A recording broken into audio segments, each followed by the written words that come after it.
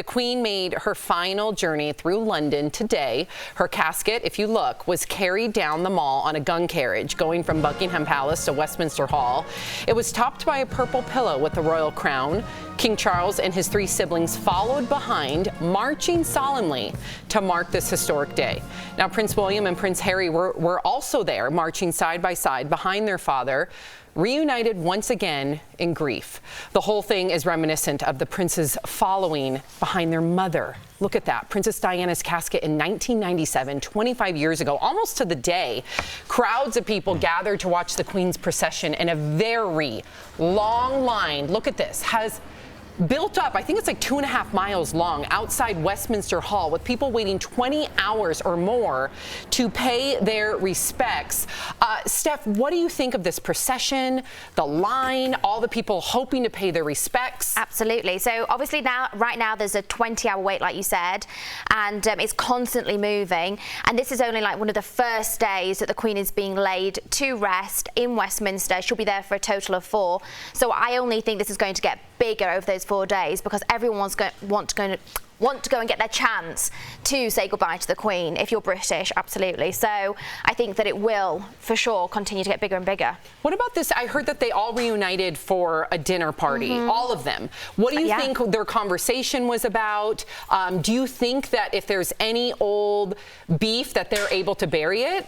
You know, I think this is definitely going to, obviously we've already seen, and when you said everyone's all together, we are talking obviously about Harry, Meghan, we're talking about William and Kate. Everyone was at Buckingham Palace together. And we have seen Meghan and Kate being a part of all of the processions. They've all been travelling together. It's been wonderful. I'm glad that they're getting this time to hopefully reconciliate and hopefully work together on a future. I mean, could this be a big change for the royals? Possibly. Could this be a brand new chapter? I hope so. We'll see. I don't know. Why? I just, just looking at that picture of, William and his wife and Harry with his wife, it just looks like William and his wife have committed to this lifestyle, committed to what it means to be a monarch. And I feel like there's resentment because Harry did not.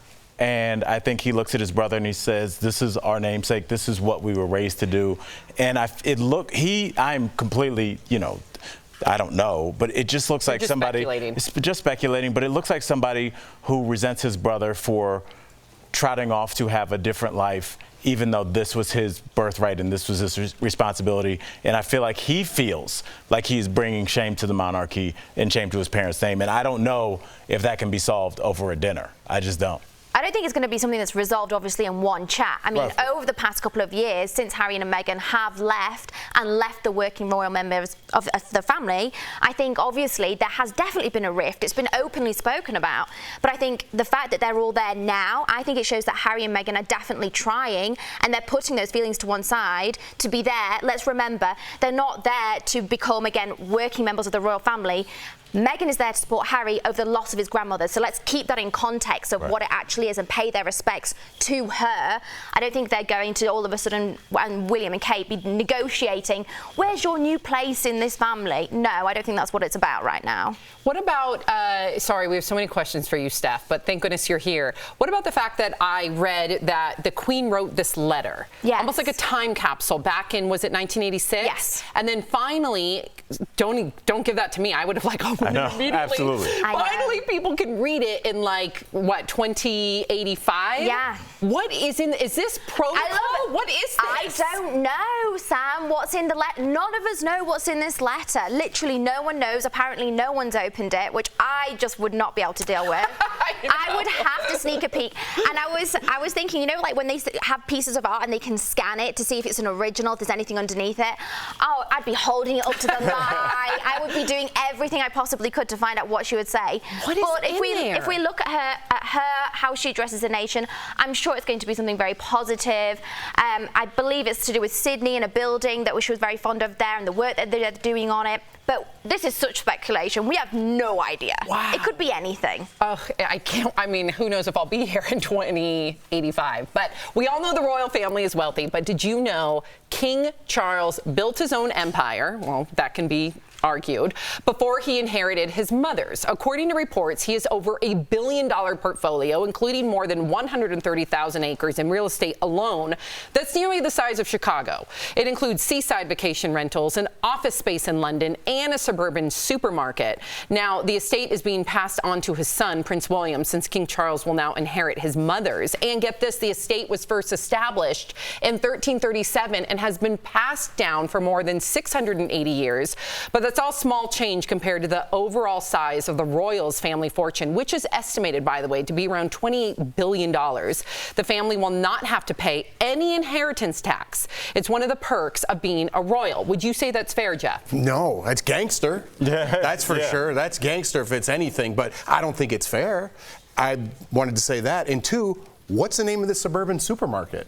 I would love to know. I'd love to go visit. I would think that'd be the most popular supermarket. Exactly. It was on our list, and I was like, suburban supermarket? Well, they don't have to disclose any wills or anything like that, right, Steph? So you just ignored what I said. Ones, No, like that's what you won't know. They personal don't have to. wills of their own personal items, no. Things of the state, yes. Which is why you know those facts and figures. So it's like, you know, someone might have a rough estimate of like what your earnings are, what your house is valued at. Of course, that is public knowledge, but their personal items, no, will not be disclosed. And Steph, how do like Londoners or just people in England feel about this vast amount of wealth? They're like, hey, you know, the country could use that.